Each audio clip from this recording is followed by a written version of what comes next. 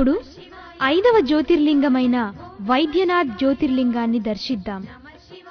సికింద్రాబాద్ నుండి పర్లి 351 కిలోమీటర్లు, 13 గంటల ప్రయాణం. స్పర్శనం పాపనాశనం, దర్శనం పరమపుణ్యం.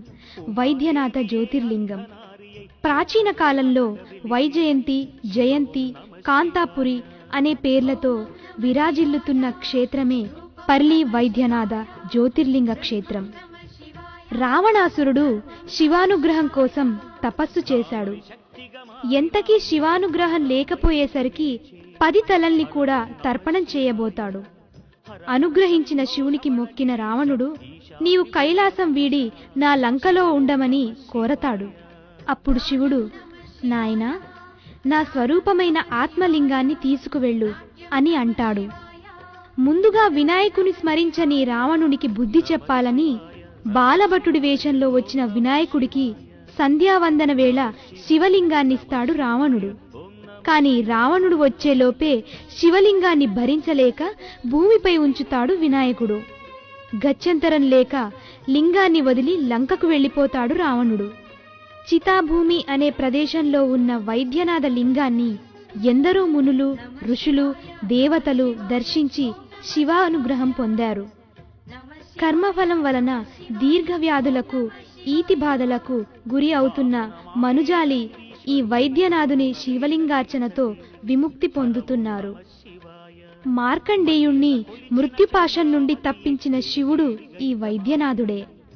సతీమ తల్లులలో అగ్రగామి అయిన సావిత్రి యమునితో పోరాడి శివానుగ్రహంతో భర్త సత్యవంతుని ప్రాణాలను తిరిగి తెచ్చింది ఈ పుణ్యక్షేత్రంలోనే.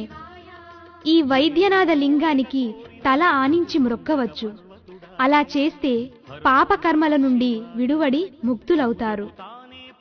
క్షీరసాగర మథనంలో హాలాహలాన్ని మింగిన శివుడు లింగ రూపంలో వెలశాడు. ఆ లింగంలో అమృతాన్ని, రత్నాలను దాచాడు విష్ణువు. అందుకని వైద్యనాథ లింగాన్ని అమృతలింగమని, ధన్వంతర లింగమని పిలుస్తారు. ఈ వైద్యనాథ్ హరిహరుల సంగమ క్షేత్రం.